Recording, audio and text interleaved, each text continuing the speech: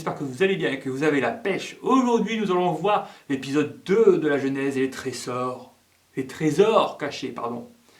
Les trésors cachés. On était où? Alors, on a vu la dernière fois la création, donc avec tout ce qu'il y a eu pendant les 7 jours.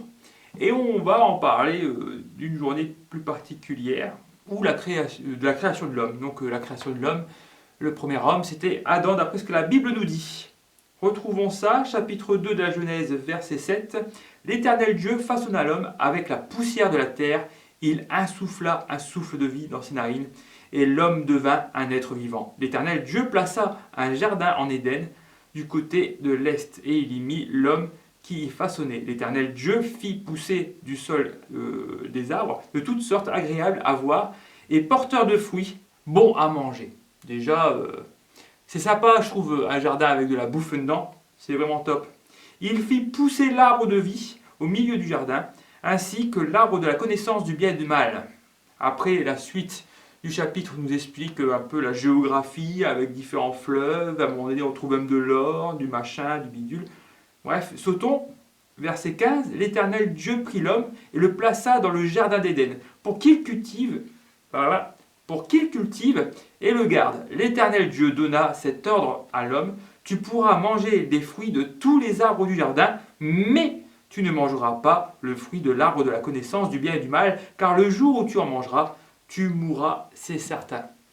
Alors bon, première mission, le plus vieux métier du monde, c'est jardinier, déjà il faut savoir. Jardinier, et oui, Adam avait une mission: cultiver la terre. Alors, déjà, je trouve que c'est une mission assez balèze quand même. Tout ce qui est travail de la terre, c'est pas facile quand même. J'ai fait un jardin là, il n'y a pas si longtemps que ça, un potager. Et franchement, quand on ne connaît pas trop grand chose aux plantes, on se fait avoir en fait. Elle n'est pas toujours sympa. Mais là, quand même, là, je pense que le jardin d'Éden, c'est quand même quelque chose, un jardin assez pimpé quoi. C'est le jardin d'Éden, c'est pas le bois de Boulogne quoi. Au verset 18. L'Éternel Dieu dit: il n'est pas bon que l'homme soit seul.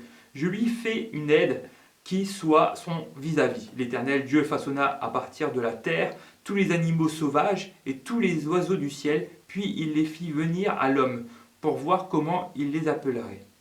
Il voulait que tous les êtres portent le nom que l'homme lui donnerait. Deuxième mission pour Adam, donner un nom à tous les animaux. Et ça, je trouve que c'est complètement bien. C'est vachement sympa parce que déjà, moi, à la place d'Adam, je serais bien content parce que déjà, tu as un jardin, tu as des fruits qui sont bons à manger. C'est le jardin d'Éden, donc je pense que c'est quand même quelque chose d'assez exceptionnel, un lieu assez exceptionnel où on pourrait y vivre. Et il faut donner un nom à tous les animaux. Alors, franchement, moi, j'aime beaucoup les animaux. Pour vous dire, un jour, j'ai eu l'occasion de toucher un canard sauvage et j'étais très content. Et j'étais très content. Bah oui, en fait, j'ai une mission comme ça quand je pars quelque part. Où je me promène, ou alors des fois je fais une randonnée en pleine nature. Ça m'est déjà arrivé où j'avais l'opportunité de voir un animal sauvage. Là, dans l'exemple, c'est un canard. C'est un canard. Et j'étais content de le toucher. Et j'étais pas enfant, hein. J'avais genre 27 ans, quoi. Mais c'était épique. Non, mais quelque chose. J'ai autre chose de plus épique pour vous. Un jour, je suis parti en Croatie avec un ami et Coco, et on était à la plage. On voulait voir un peu, on voulait se baigner dans l'eau de mer, hein, pour voir. Elle était un peu fraîche, mais on voulait comme y aller parce que c'était l'occasion, quoi. On était sur la plage et tout ça. Et au moment où on marche sur les cailloux, mon pote qui est devant moi, il fait un bond comme ça. Il sort de l'eau et il va directement sur une pierre. Et il dit: ouais, il y a quelque chose qui m'a chopé la jambe. Alors là, déjà, c'est incroyable. Quelque chose qui chope la jambe. Et je me suis dit: mais qu'est-ce qu'il peut y avoir? Je me suis dit: c'est peut-être dans sa tête, parce que là, l'eau, on n'était pas vachement profond, quoi. Il y avait quoi? De l'eau jusqu'au genou. Et il me dit: si, il y a quelque chose. Et au moment qu'il pointe comme ça sa main vers l'eau, une tentacule comme ça de pieuvre. Elle était au moins, je sais pas comment, elle était peut-être comme ça, quoi. Mais une tentacule de pieuvre, les gens, et bien noire comme ça. Et c'était complètement épique. Et donc moi, je vois ça, un animal sauvage, c'était ouf quoi. Il fallait que je la touche, obligé. Alors j'ai essayé de prendre ma palme, parce que j'avais une palme. Je la tends comme ça en avant, et la pieuvre, elle sort comme ça, sa tentacule, elle s'attache à ma palme. Mais il y a des ventouses en dessous, ça tient bien. Et moi, là, je dis, allez, Rémi, il faut y aller, il faut toucher. Alors, il me dit, attention, ça peut être venimeux, tout ça. Je vous raconte pas des histoires, c'est vrai. Hein. Et je me suis dit, allez, Rémi, pour vraiment que tu rajoutes dans ta liste des animaux sauvages que tu as touchés, il faut que tu touches la pieuvre, parce que tu n'auras peut-être jamais l'occasion d'en toucher une autre. Et là, bim, je touche avec mon doigt, elle le chope comme ça. Mais pas grand chose, hein, juste cette partie-là quoi, du doigt. Elle le chope comme ça, bim, et ça collait. Et bah bref, j'avais touché une pieuvre ce jour-là et j'étais vachement fier. Quoi. Enfin bref, c'est mon délire à moi. Mais je suis bien content pour Adam, en tout cas, je vois bien aimer être à sa place, juste pour ça. Donner un nom aux animaux. Et franchement, c'est plutôt badass. Par contre, je me dis, Adam, il devait avoir quand même une bonne mémoire, parce que donner un nom à tous les animaux, déjà quand j'étais ado, j'ai mis un peu de temps quand même pour retenir le nom de tous les Pokémon.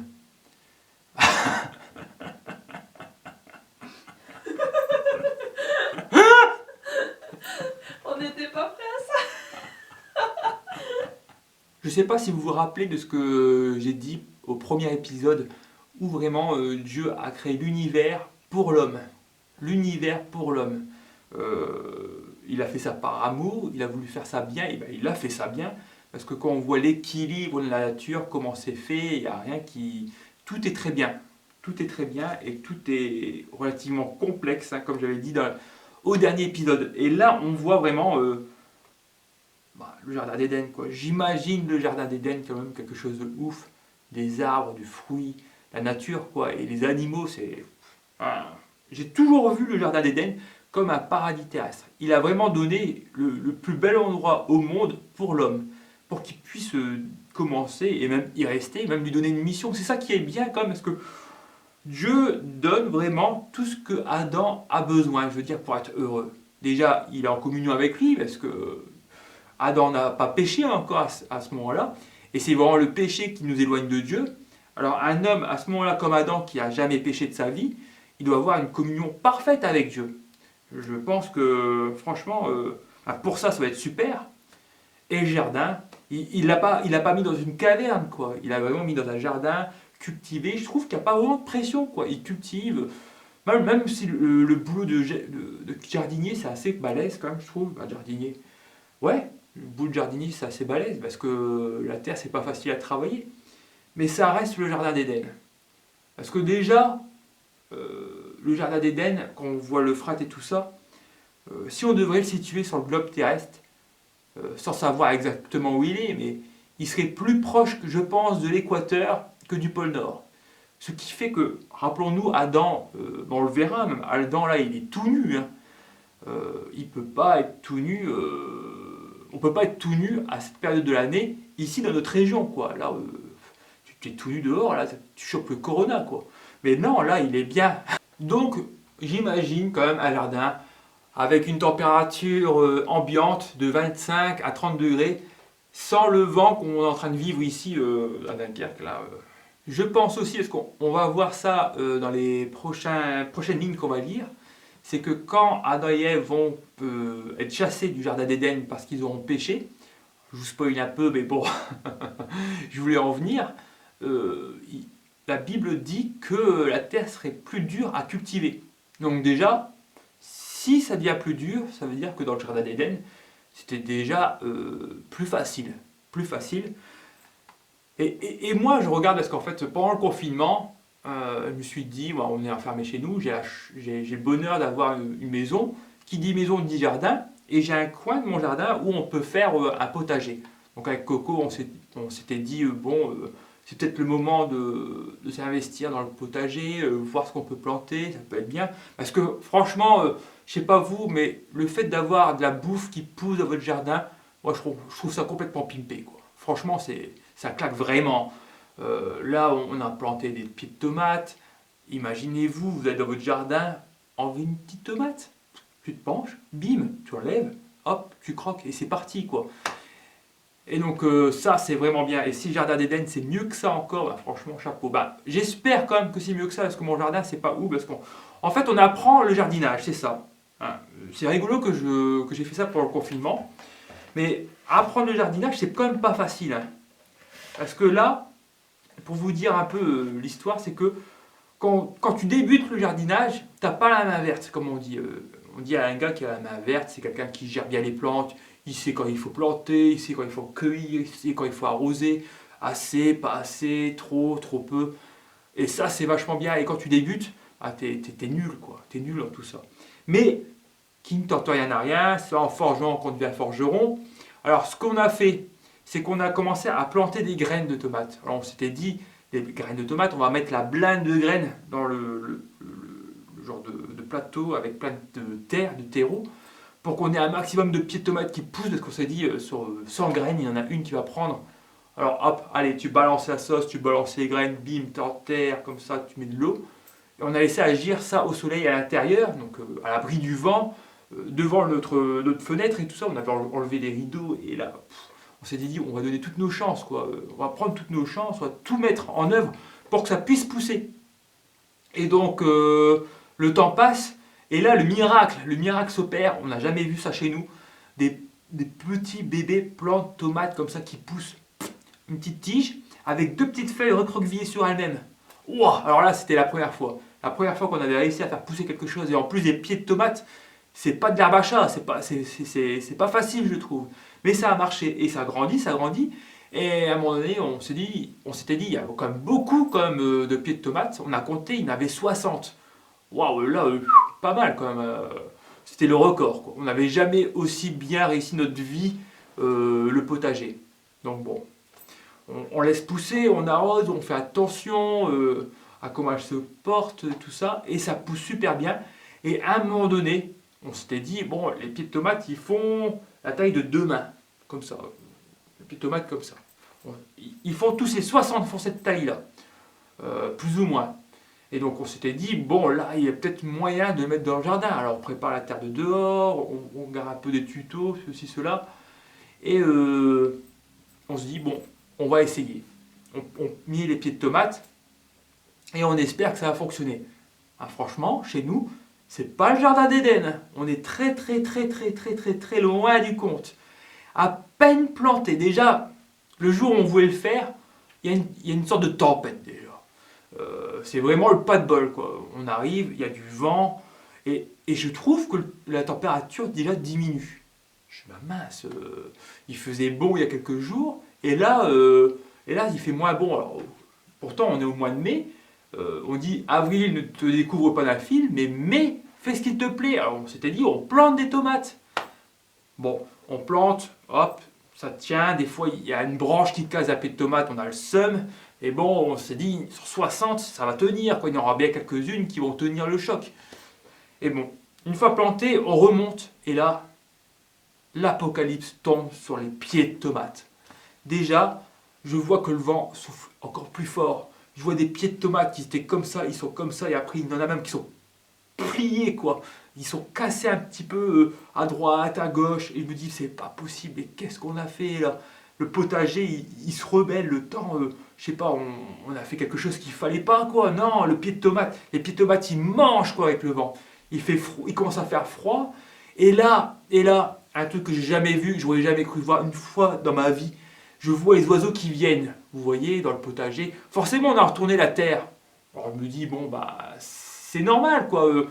Tu retournes la terre, les insectes qui étaient en dessous de la terre, quand tu la retournes, ils sont au-dessus. Les oiseaux voient, je sais pas, des petites machins, des petits bidules, des petits insectes, blablabla. Et ben là, ils voient ça, hop, ils arrivent, ils piquent les insectes et ils se barrent. Alors moi je me dis, si c'est que des insectes, il n'y a pas de souci, ils mangent tous les insectes du monde, je m'en fous, les araignées en premier s'il vous plaît, parce que j'ai horreur de ça. Et là, j'en vois un, il se pose à côté du pied de tomate, et bim, un coup de bec dans le pied. Et je me dis, mais c'est quoi cette violence gratuite? Mais de où, quoi? Qu'est-ce que je lui ai fait? Est-ce que moi je vais dans son nid et je fais, allez, bim, recommence? Bah non, non. Est-ce qu'il y a ça dans le jardin d'Éden? Je pense pas, hein, franchement.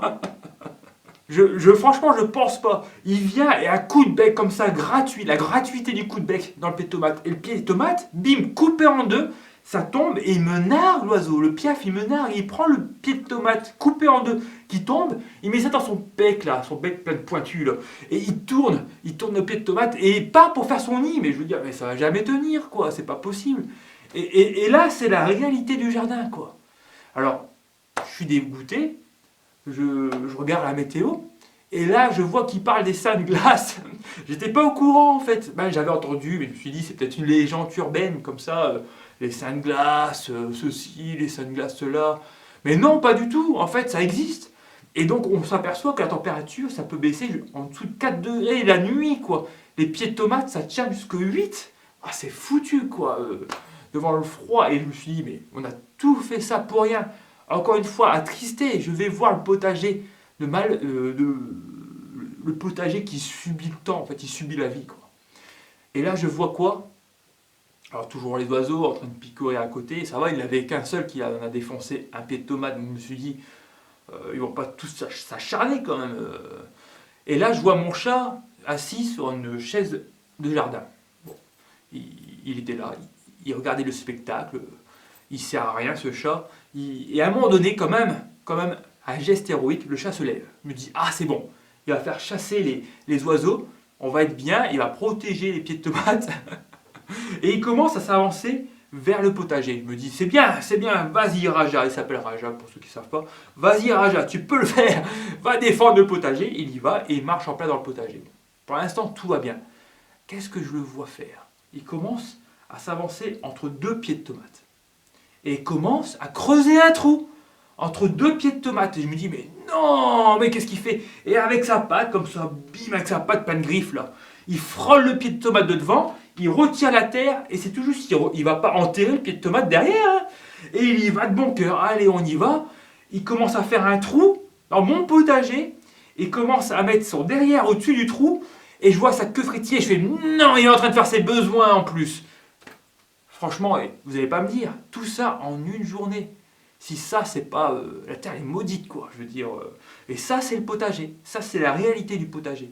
Alors, pour ceux qui arrivent à gérer le potager, moi, j'ai le chapeau. Vous êtes forts. Je sais pas comment vous faites, mais vous êtes très, très, très forts. Et pour Adam, qui est dans le jardin d'Éden, ben, franchement, je pense que c'est beaucoup mieux. En plus, il faut arroser, quoi. Regardez-moi ça. Comment le jardin d'Éden, il est juste fumé. Genèse, chapitre 2, verset 5.